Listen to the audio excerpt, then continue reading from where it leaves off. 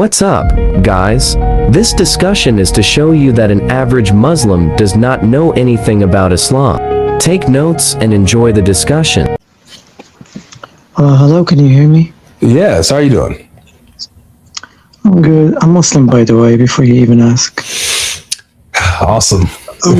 So, brother, one question I have about Christianity is that does a repented rapist go into heaven? It says Islam is false. Changed my mind, brother. We got to start there. I know, but I don't really have enough knowledge to actually debate you. Are you a Muslim? Yep. Okay, brother. So you don't have to be a debater, but you're a Muslim. Okay, what's your question? Why? Let's start with why are you a Muslim? Why do you personally believe Islam is true? To be honest, because I haven't really seen any contradiction in the Quran. Okay. So if I show you a contradiction in the Quran, that'll be enough for you to be like, dang, okay, Islam is not even. Sure, go ahead. All right. Okay. So I'm going to open up Al-Quran. We're going to go to chapter 35. Have you read the whole Quran? Nope, not really, but I have enough knowledge. Okay.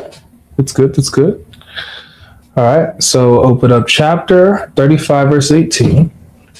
And then we'll also do chapter 16. Chapter 16, verse 25. I'm going to put them both on the screen so we can all see it. It might be blurry for you, though. So we'll just see, though. We'll just see.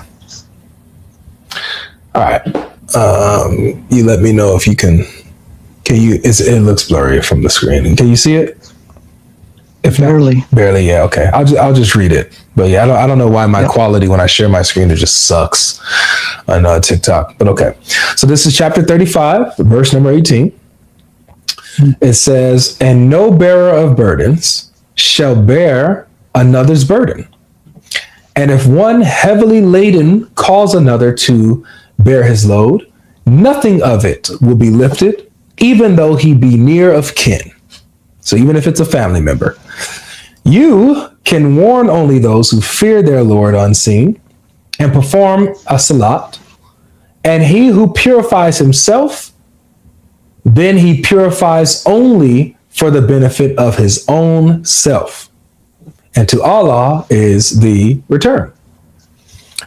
Pretty clear, right? No bearer of burdens will bear the burdens of another. No one can take on the sin of another person. Is this a hadith or an ayah? What is this? This is a Quran verse, chapter 35 of the Quran, verse 18. All right. So it's pretty clear, right? Mm-hmm. You did say it. Yeah. All right. So it emphasizes, but it's very clear, no bearer of burdens shall bear the burden of another. Even if it's a relative, a family member, a close friend, nobody can bear the sins of another person. Okay? Oops. Uh-oh.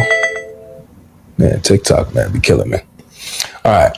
So now here's the other verse. This is chapter 16 of the Quran, chapter 16, verse 25. It says, "They will bear their own burdens in full on the day of resurrection, and also of the burdens of those whom they misled without knowledge. Evil indeed is what they shall bear." So this verse says that they will bear their own burdens in full. Everything that they have done wrong, all the sins that they have committed, they're going to bear their own burdens in full to its completion. Okay. But also, they're also going to be bearing the burdens of others whom they've misled without knowledge. So people who they probably misled into sinning, they're going to bear that person's burden as well. I have personally, to be honest, never heard of this verse. Like taking the burden of another's sin. Mm-hmm. I have never heard of this in Islam, to be honest. Never. So it's either that the context is the real problem here, or you just misled Arabic with English. No, brother, no. This is all. Do you read Arabic? I do. I wish because I can give it, put in the Arabic, but it's just too blurry. I You wouldn't can't be able to see see it. anything, even Yeah. if you put it in Arabic, Yeah, I can barely see. Yeah, that's what I was saying. So it wouldn't even matter anyway. But look, I'll tell you what. Just take a little note of this. I don't know if you can write it down on your phone or just. I'll remember. You're okay, yeah. So chapter 35, verse 18, chapter 16, verse 25. These two verses are in direct contradiction to each other. Okay. Yeah. Okay. Research. Want to see another one?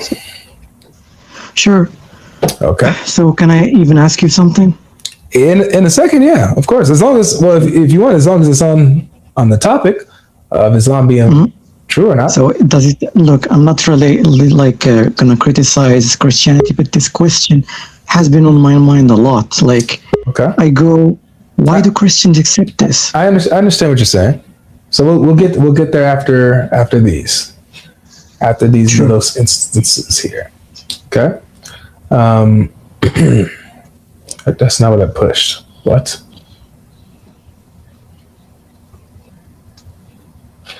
All right. So another contradiction Yeah.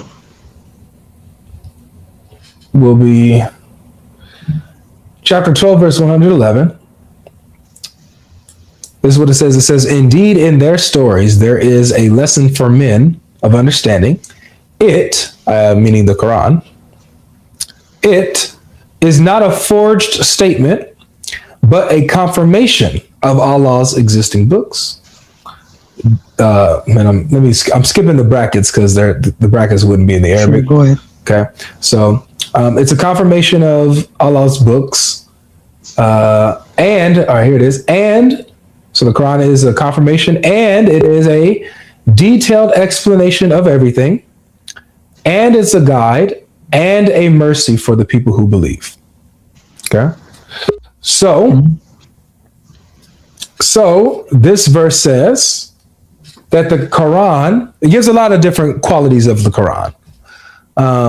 It's a confirmation, it's not a fabrication, it's a guide, it's a mercy for people who believe, and it's a detailed explanation of everything.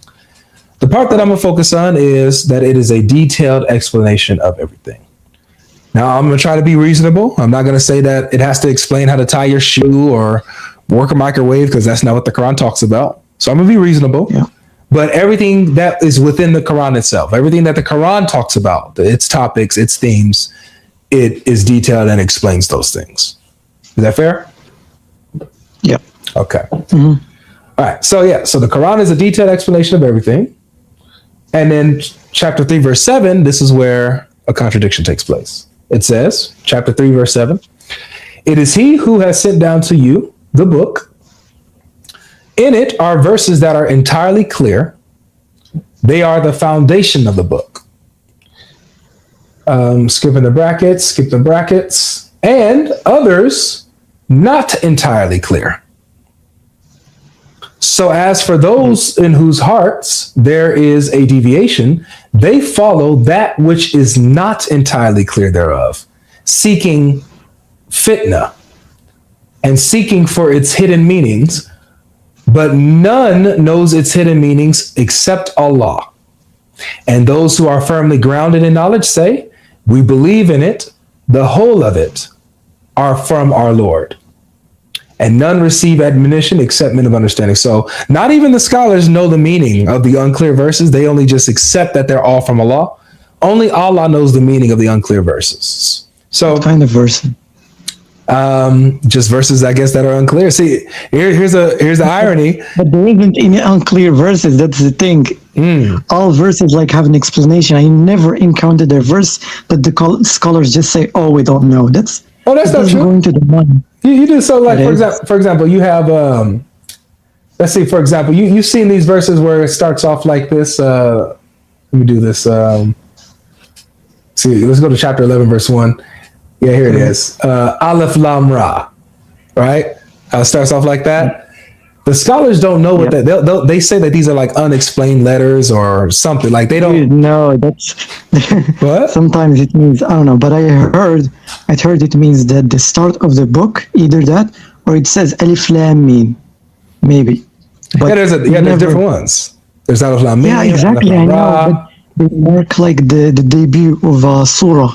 They mark it. It doesn't have a clear meaning. Exactly what you just said. It doesn't have a clear meaning. They don't Exactly. They don't know what it is. They don't know what it means. Because even in Arabic, like the whole of Arabic, there isn't a meaning for like a 3 alphabet word. Right. It doesn't. All Quran is Arabic, so it has a meaning. A word that has to have a meaning. Like three alphabets. What is that? Exactly. That's the question. Like it's a 3 alphabets. So what is that? Like why? Exactly. What is that? Like what is that in the Quran? Something that doesn't even have a meaning in the very language. So the Quran has verses that are like it even starts off with verses that are don't have a meaning.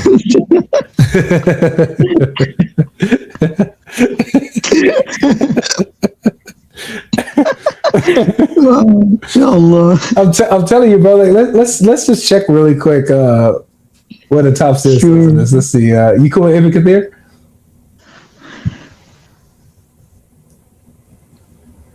Yeah. So he doesn't even explain it. Aleph Lam Ra, a book. Oh, that's Kashani. My bad. Let's go to Ibn Kathir. Let's see.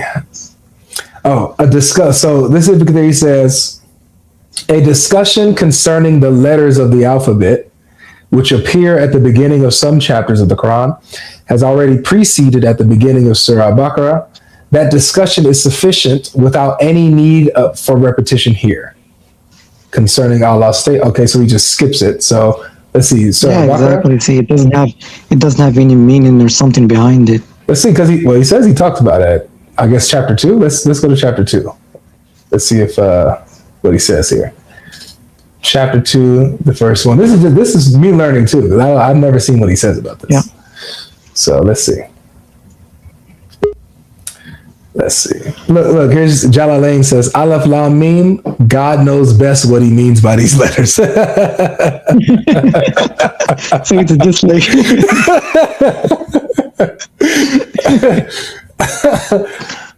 So they're not meant to like have a meaning or even something behind them. They're not meant to be.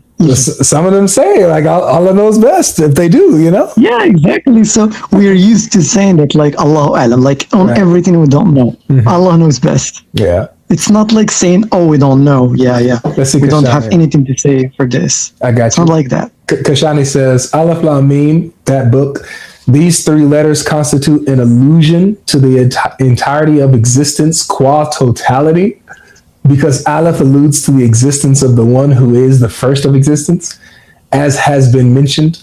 Lam alludes to the active intellect called Gabriel. What? Who is the middle of existence? Even I never heard of this. Even I. What is this? What does this have to do with Gabriel? Right. Gabriel. Yo, this is hilarious. What in the world? Where you get Gabriel out of this, man? Exactly. That's what I'm asking. Where did they get Gabriel? How does La get Gabriel? What? That doesn't make sense in the very language. Yeah, I don't. To be fair, I don't know who Kashani is. He could be a weird guy, so I don't even know. So I don't know. Yeah, I mean, like there are some scholars. They say that we will have 72 versions in Jannah. That doesn't even make sense. Well, that's so many people actually believe it. I think that's in the Quran, bro. Dude, no. Oh my God, Avery, what is this, bro? No, we know there's nothing about any 72 versions in the Quran. Okay, none. We'll talk about that another day. Okay. All right, so let's see. So Kathir says the discussion of the individual letters. Let's see. The individual letters in the beginning of some surahs are among those things whose knowledge Allah has kept only for himself. See, this again, I have never heard of this. Well, yeah, but see, so the scholars, they're saying that there is meaning behind it, but that only Allah knows. Yeah, but some scholars say that there is no meaning, so they are contradicting themselves. They are human beings too, you know? I agree. So this is the point. Like that's how unclear it is, right? It's yeah, exactly. But here's the point: the Quran it says that it's detailed explanation of everything, while having unclear things in it, unclear verses in it, undetailed, unexplained things. So you're saying a 3 alphabet word has to have a meaning. At least explain why it's there. Like, what's the point of it? Dude, so you're fixated on the one thing that actually, dude, come on. All right, so I am Arabic. I speak Arabic. Let's do A this. 3-alphabet word doesn't make sense. I agree. Exactly, yeah. So, brother, but you're agreeing with me. Like, look, a 3-alphabet letter, just it by itself, makes no sense. It doesn't have any meaning behind it, right? So it's unclear why the Quran has that in there in the first. It goes unexplained. That's why the scholars are saying it's unexplained why it's there. It's not clear. Exactly. But but here's the problem. The problem is that the Quran explains everything. That's even the 3-alphabet word has to have a meaning. Yes. Or That's what you're saying. At least have an explanation of why it's there. It could mean like scholars gave an explanation, but they contradict themselves. Some say that no, there's no meaning. Some say no, it marks the debut of a surah. So we really don't know. Scholars themselves don't know. I know. Just talk. That's the point, Exactly. which is why the Quran says even those of knowledge don't know the meaning of the unclear verses. Yeah. Okay. So since a 3-alphabet word doesn't have a meaning, the Quran itself is false. That's what you're saying. The Quran fails its own criteria of being a detailed explanation of everything. It fails its own criteria. Everything. That's what you meant. Like, that's what it says, brother. That's what it says. Look, I know it's kind of blurry, but that's what it says. Yeah, it says it's a detailed explanation of everything.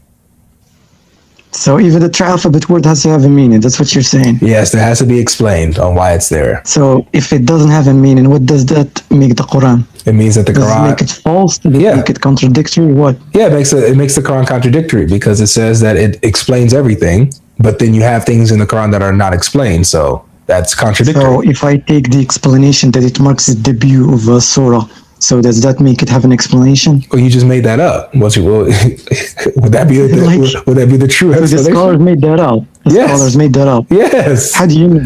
How do you know? Well, we just saw one of the scholars say that Lam is Gabriel. Yeah, exactly. I don't know how did that guy get Lam from Gabriel. I am myself. I'm not a scholar. I don't even have like enough knowledge. But I don't know how Lam is Gabriel. Me myself, I have to do my research. Brother, he made it up. He was saying that he was saying Gabriel is the middle of existence. That's what he was saying. Like Gabriel is the middle of existence. Some scholars actually like make up a lot of things. The 72 versions thing is the biggest example of it. Are you a Sunni? Yes, I'm a Sunni. Okay. All right, can I show you another unclear verse? Sure, go ahead. Okay.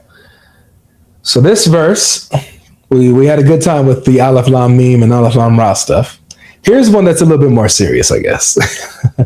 Now remember, even without these, even without these, the Quran is still showing that it is it's contradictory when one verse says that the Quran is a detailed explanation of everything, but then chapter 3 verse 7 says that there's unclear verses. There's clear verses and then unclear verses. So not everything is clear and explained. While the Quran says in another place that everything is clear and explained. You get what I'm saying? Mm-hmm. So that's a contradiction in and of itself. But we're going a step further by giving examples of unclear verses. So let's just do that real quick. Here's chapter 17, verse 1, the night journey, the surah, the night journey. So it says, exalted is he who took his servant by night from al-Masjid al-Haram, from the sacred mosque, to Masjid al-Aqsa, the furthest mosque, whose surroundings we have blessed to show him of our signs. Indeed, he is the hearing, the seeing. Okay, so if we're just taking the verse, or we could take the whole Quran. You can use the whole entire Quran, obviously. We can use context. You can use whatever you want. When it says, exalted is he who took his servant by night.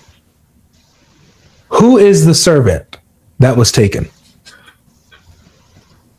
I have no idea. How would I know? Exactly. The Quran is unclear. It doesn't explain this. Wait, what was the ayah before it? Like, what is even the surah? This is chapter 17, verse 1. So it starts off like this. It starts off like this. Yeah.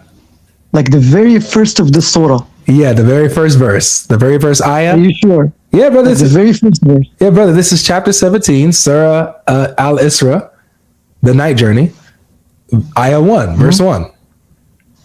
What is after? What is the ayah after this one? All right, so the next verse says, Go ahead. and we gave Moses the scripture and made it a guidance for the children of Israel, that you not take other than me as disposer of affairs. So we don't know who the servant is. It doesn't have a name. He doesn't have it. It doesn't name the servant. Okay, sure. Tell me the problem here. So the problem here is, again, that the Quran claims that it is a detailed explanation of everything. But we're able to continuously find verses in the Quran that are unexplained and not detailed. Okay, Avery. So let me get this straight. So because a servant doesn't have a name, it contradicts the detailed verse of Quran. Yes. Dude, a name of a servant. You don't get the name of a servant. Yeah, we don't see it's contradicted. Let's go further. We don't Sure, know. go ahead. We don't know who the servant is. Yeah, because it's a bit like overboard to like say No, it's because not. we don't have the name of the servant. Brother, no, it's not. Listen.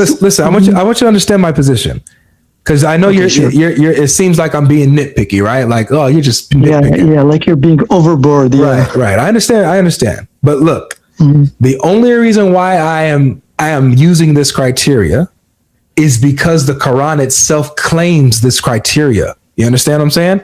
It claims to be a detailed explanation of everything. So if it is missing details, then therefore it's not a detailed explanation of everything, and therefore that's a contradiction.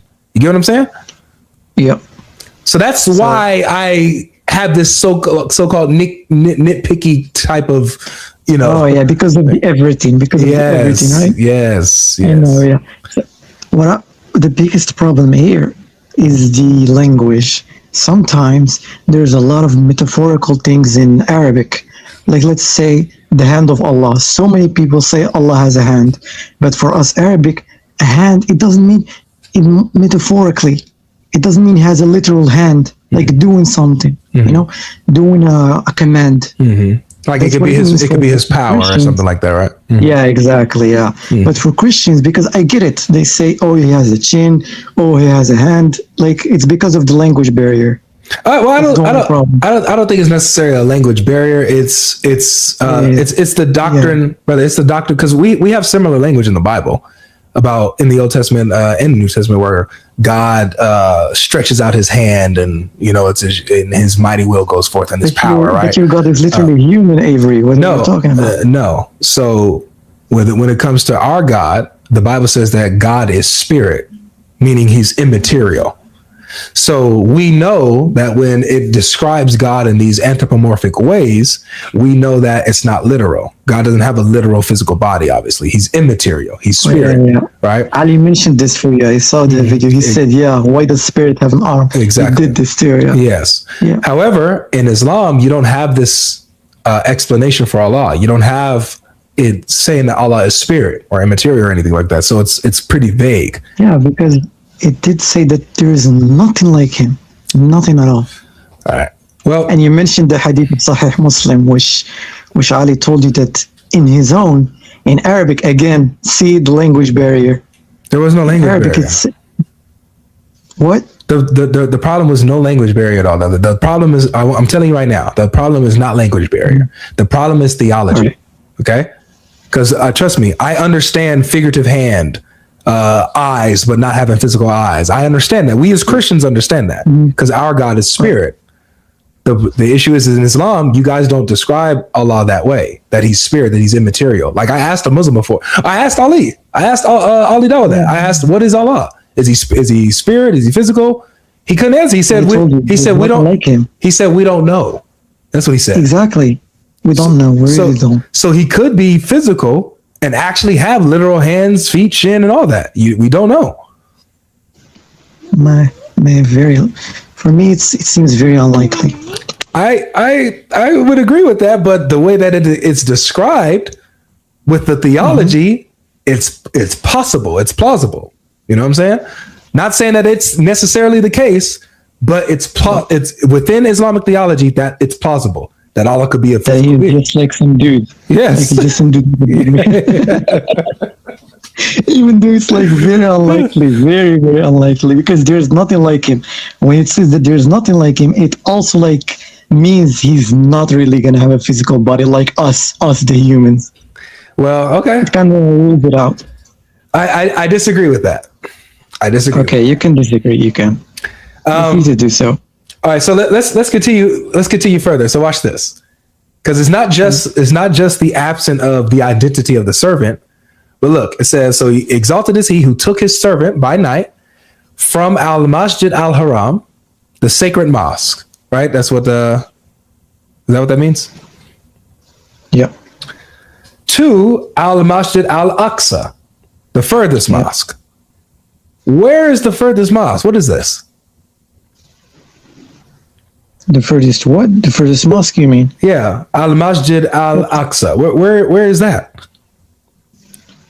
I think it exists, but I don't really know the specific location, to be honest. Well, so a lot of people, like you, we've been bashing scholars today, but the scholars they speculate that this is Jerusalem, and right. which at this time there was no masjid or temple or house. Religious house in Jerusalem. It was all torn down. It hasn't been rebuilt at all. So that would be historically wrong. But nonetheless, this is what they say, that they say that this is Jerusalem. But the Quran doesn't say that. They speculate this. The Quran doesn't say this at all. It just says the furthest mosque. Mm-hmm. So we don't know where this is if we're just using the Quran. Right now, in modern times. Not modern times and past times, future times. There's no time where we'll get this answer from the Quran. Not from the Quran. So currently there's like no Masjid al-Aqsa. No, correct. There is no Masjid al-Aqsa. What do Muslims say about it? Like I said, they said that this was this. So Muslims, the traditional interpretation of this is that this is the night journey that Muhammad was taken on when he went up to the heavens and got the 5 daily prayers and stuff. Are you familiar with that story? Yep.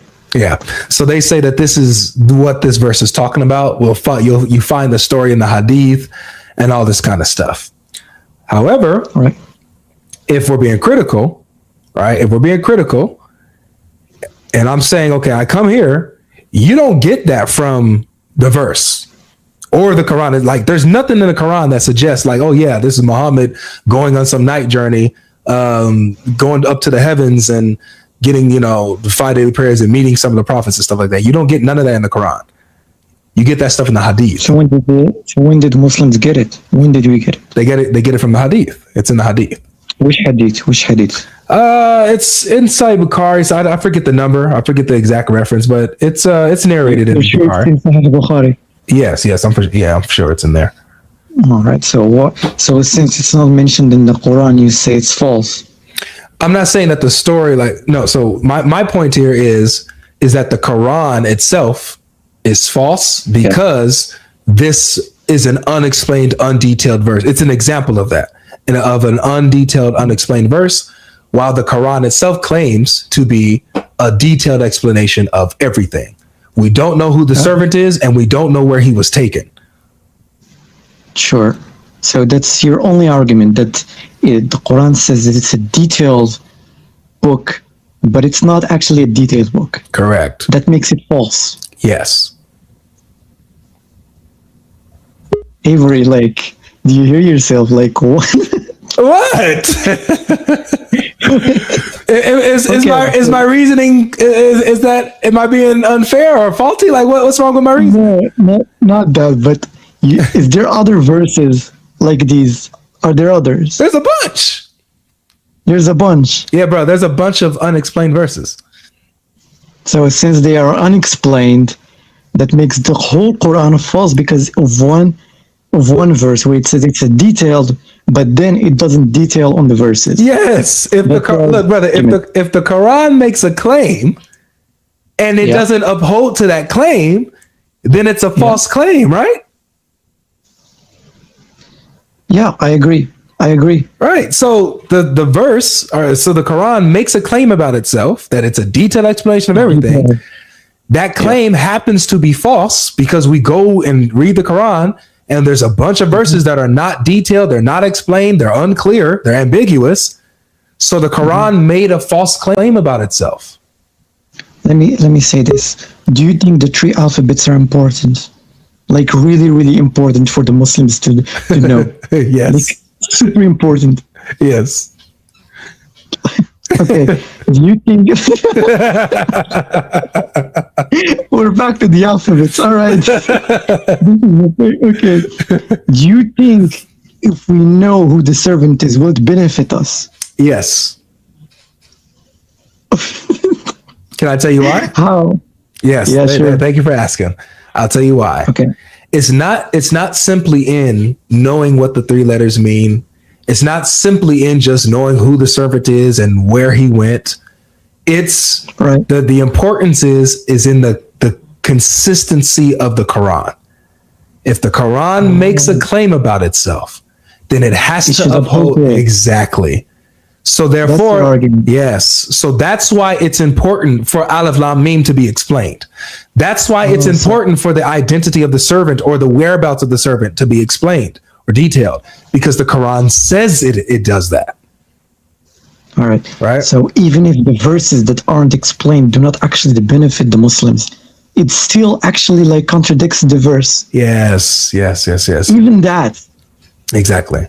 Which then, So if I turn to Arabic, like if I go and read the Quran in Arabic, and it means something else for the detailed book, for calling it itself detailed, what would that make it be? Like you read it in English. Yeah, you won't, brother. It's brother. It says it in Arabic. Look, I know that you can't read it, but let me just put it up. Let's go back to it.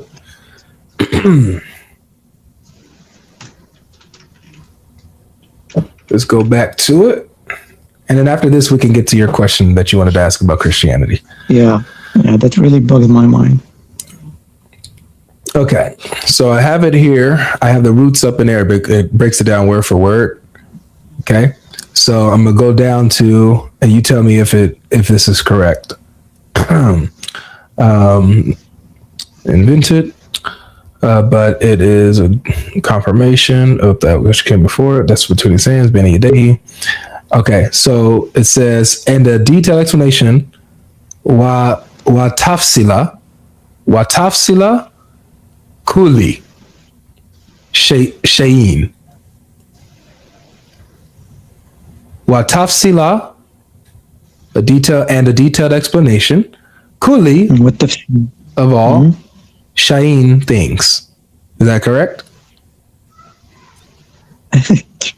Your accent is It sucks, huh? it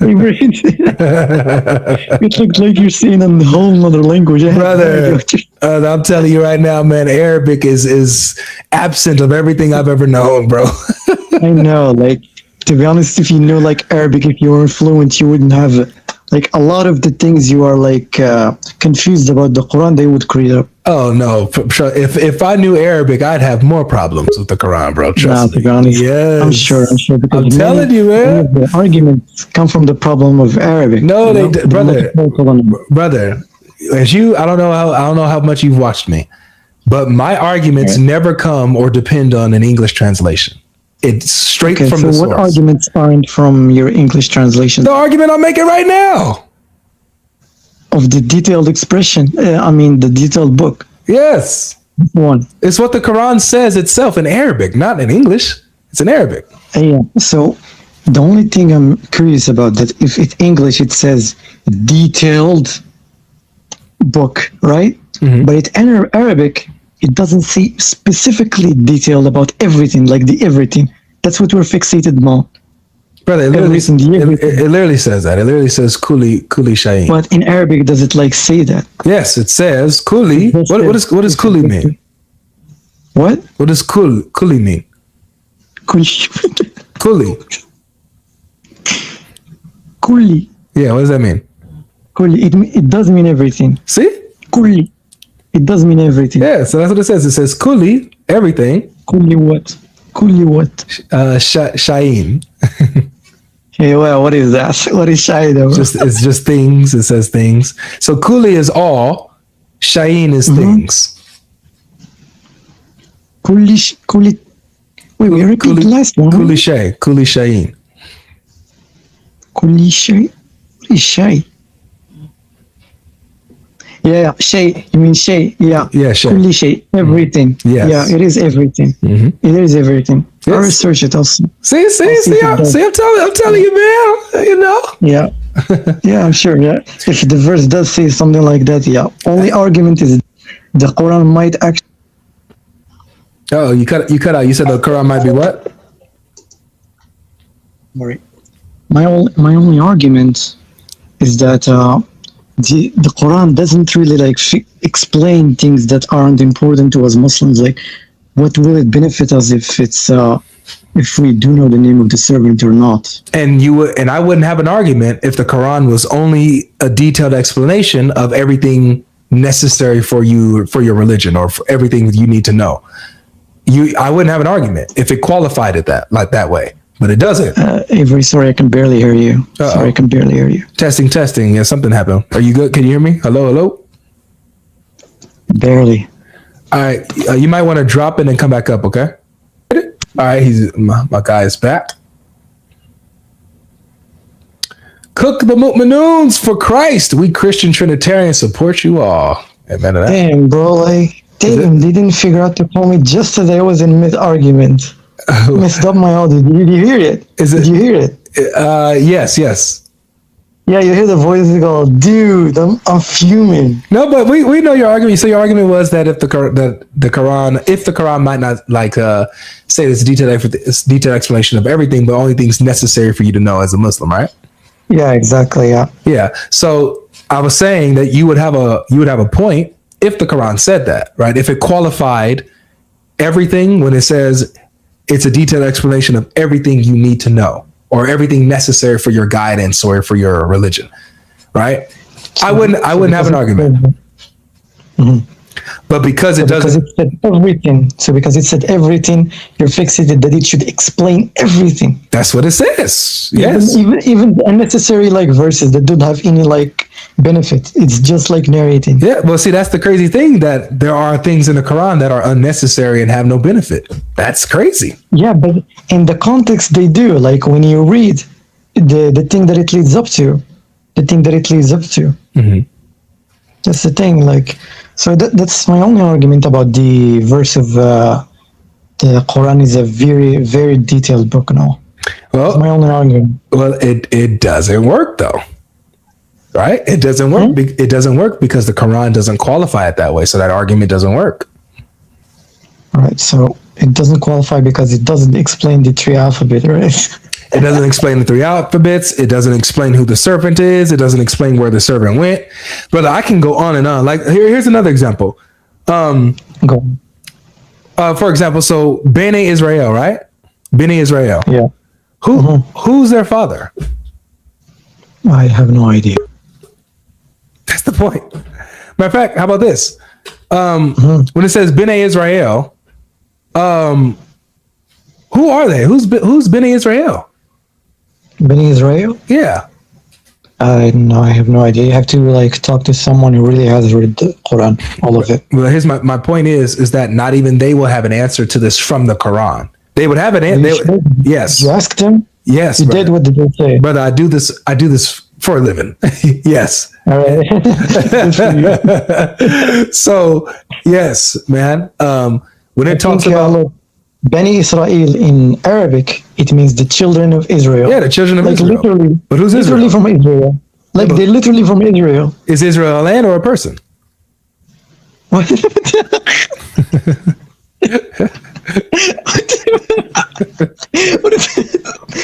Israel a land? The question caught me off guard. Sorry. Sorry, but look. In the 7th century, did Israel exist? Like when Muhammad, like 1,400 years ago, was Israel there when Muhammad existed? When you're saying Israel, what are you talking about? Dude, I meant Israel. Israel the person When or did Israel it the exist, land? Israel? Huh? Israel the person or Israel the land? What? Who the person? Who? Is there a guy named Israel Yeah, there's a guy named Israel in the Quran. in the Quran? Where do you do it? Give me the. Sure. I got you. There's a guy named Israel in the Quran, and I think he had a similar number of sons as Jacob. Sure. Okay, let's see. What's I don't have that verse memorized, so let me just go ahead and dig it up. Israel in the Quran. What's that verse, guys? Where Israel, it says Israel forbid them certain things. Israel forbid them certain things. What's that verse? You know what? Let me just do this. Israel forbid a certain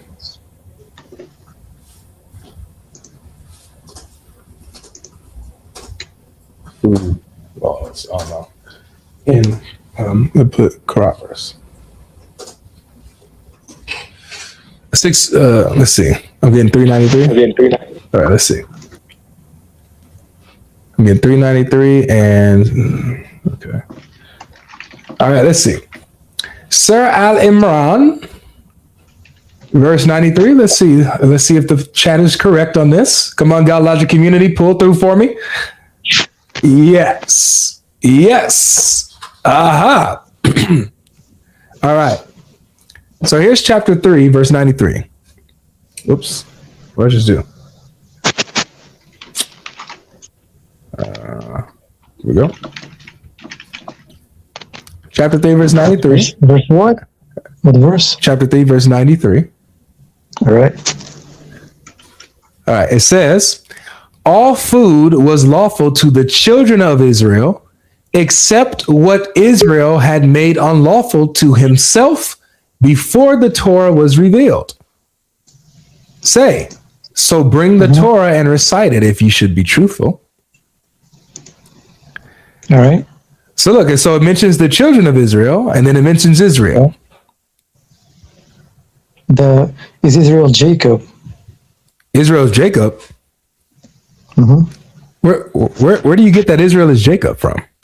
I just researched it now. I know, but what told you that? Because it's not quoting the Quran verse.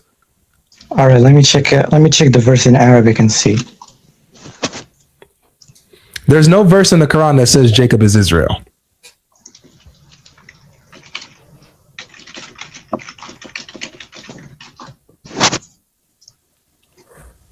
كل الطعام كان لبني إسرائيل لما حرم إسرائيل عن نفسه من قبل أن تنزل التوراة. قل قادرية, it doesn't say Jacob, it's just ChatGPT messing up. Yeah, listen, brother. ChatGPT is correct that Jacob is Israel. They're the same person. However, in your Quran, it does not make that connection. We don't know who Israel is. And is Israel and Jacob, as far as if I just read the Quran by itself, Jacob and Israel are two different people. No, I don't think so. It does say Jacob. Okay, where does it say that Jacob is Israel? Or Israel is Jacob? The context itself of the whole surah, because you picked the verse 93. Yeah, where look, brother, I'm open to it. I'm open to it. Where in the Quran does it make the link that Jacob is Israel? I'm open to it. Okay, let me check.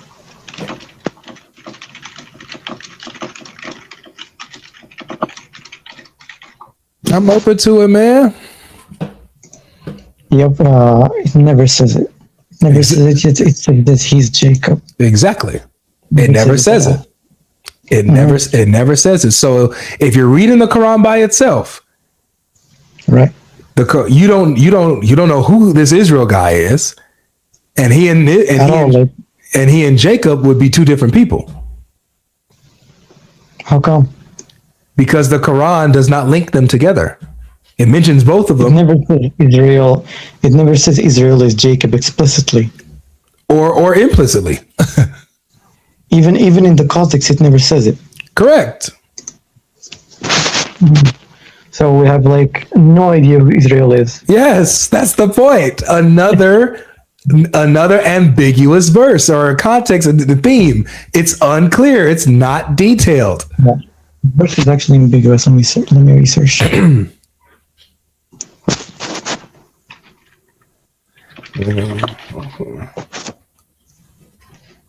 Yeah, in the context of Quran, Israel is another name for Prophet Jacob.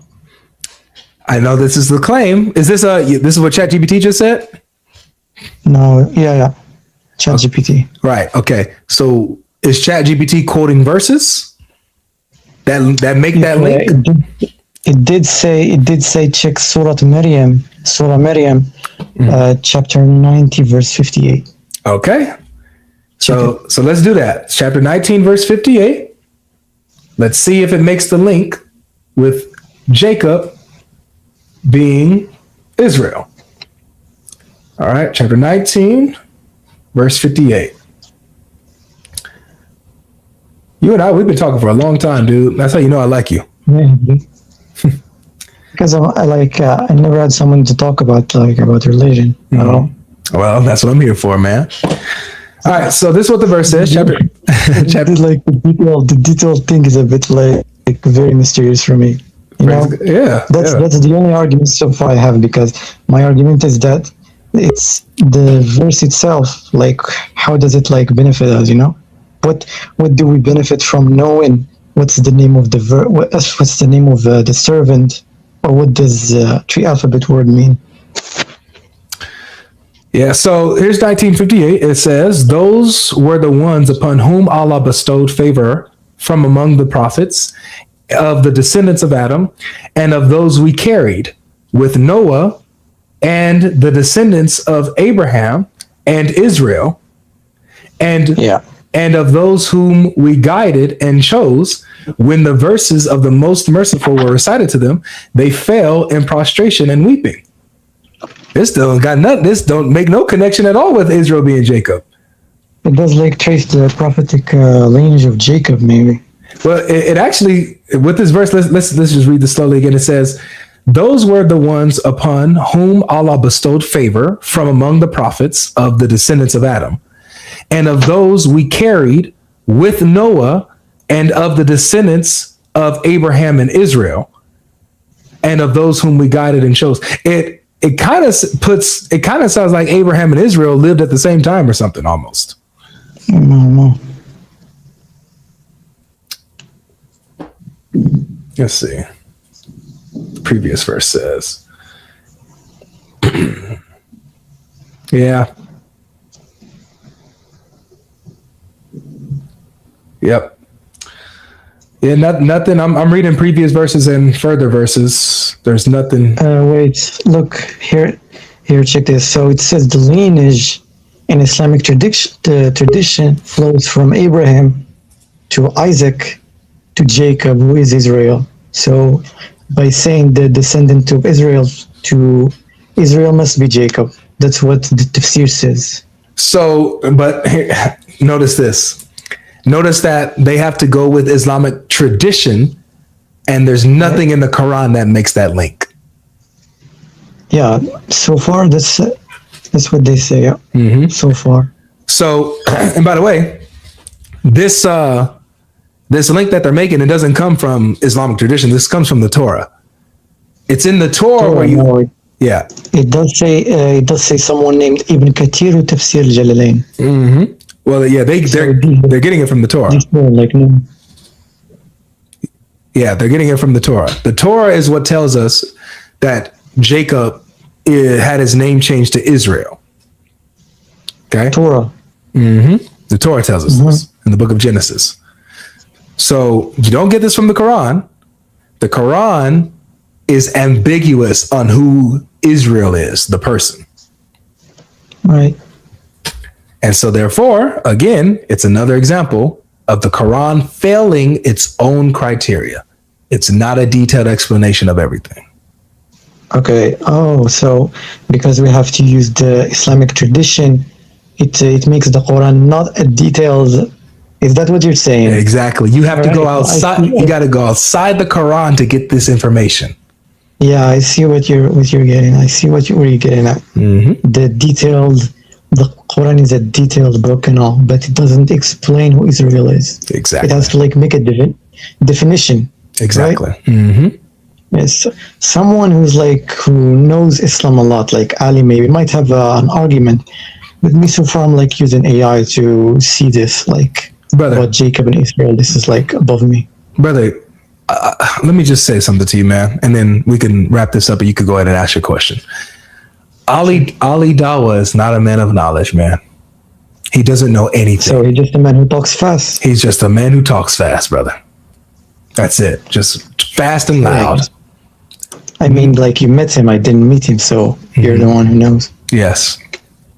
There's a lot of people on TikTok that know more than him. TikTok Muslims. The perfect example of this is that guy. You know the guy named Zakir Naik? Zakir Naik, yeah. Disgusting, brother. Like people call him a doctor. Look, people call him a doctor, and all he does is memorize verses and talk fast. So they call him a doctor. This guy, look what he said. So you know that there are like Islam scholars that say in rape, the girl isn't at fault, it's the guy. It was so disgusting. Yeah. He said that the guy is also tested. Yeah. And look at this, the people listen to this guy. Yeah. Really like pretty sick, man. As a Muslim, there are like some Muslim those that have big beards, you know? Those actually have no knowledge. Like they act all Sunni and all, but they have no knowledge. Exactly. All they do is talk about women. Exactly. This is not me talking shit about Islam. Islam has a lot of things. Yeah, you're saying these people in particular. I know what you mean. These people, they make the Muslims out of, thinking like, you're gonna have 72 women in Jannah. Yeah. Right. Telling you, man. Right. So one of my friends just reminded me, like I brought this on the same argument that I'm showing you about the Quran not being detailed. I ran the same argument against Hamza's din, and he had to ask, get some help from his friend John Fontaine. So they both came on my platform, surprisingly. Right. And I ran this argument, and they couldn't deal with it. So these are the YouTube guys, the debaters. There's no answer to this stuff, man. The Israel and Jacob stuff.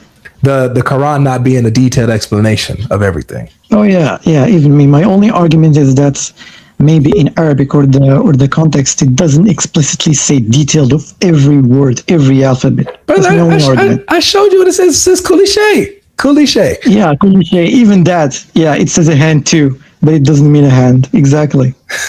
It says Kuli Shay, but if we go by that logic, then it means that Allah has a hand, has an eye, has all of that. If you go by that logic, but every Arabic word is unless the context dictates otherwise, which is sure, okay. Unless the context dictates otherwise,